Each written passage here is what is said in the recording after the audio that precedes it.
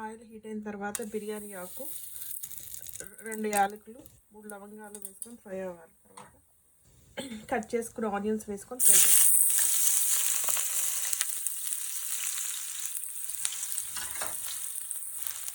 Onions brown colour వచ్చేంత వరకు fry చేసుకోవాలి. చాలా బ్రౌన్ కలర్ వచ్చిన తర్వాత 1 స్పూన్ అల్లం వెల్లుల్లి పేస్ట్ వేసుకొని ఫ్రై చేసుకోవాలి.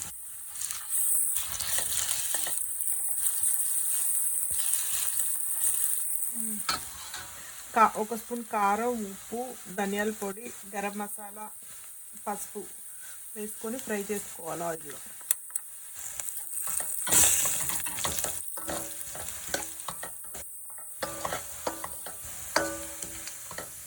ఇలా టమాటాలని 2 మిక్సీలో వేసుకొని పేస్ట్ చేసుకోవాలి. టమాటాలు వేసుకొని ఫ్రై చేసుకోవాలి.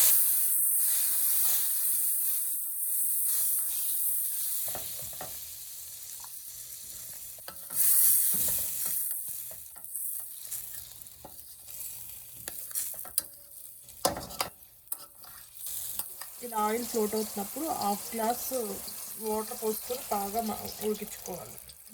1 స్పూన్ బటర్ వేసుకొని ఇలా చిన్న చిన్న పీసెస్ కట్ చేసుకున్న పన్నీర్ వేసుకొని కొంచెం ఫ్రై చేసుకోవాలి బటర్లో.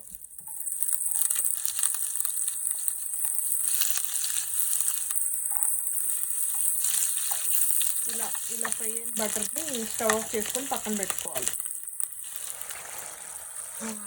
ఇలా ఉడికిన టమాటా వీటిలో ఇలా ఫ్రై చేసుకున్న పన్నీర్ వేసుకొని సిమ్లో పెట్టుకొని ఒక 5 మినిట్స్ ఉడికించుకోవాలి. ఇలా కొంచెం ఫ్రై అయిన తర్వాత కస్తూరి మేతి వేసుకొని ఒక 1 మినిట్ ఫ్రై చేసుకోవాలి.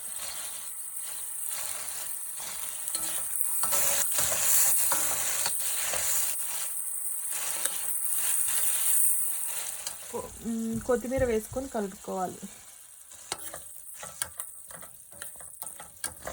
అంతేనండి, ఎంతో టేస్టీ డాబా style paneer masala curry ready. ఇలా ఆయిల్ పైకి తేలేటప్పుడు ఇంకా స్టవ్ ఆఫ్ చేసుకోవాలి.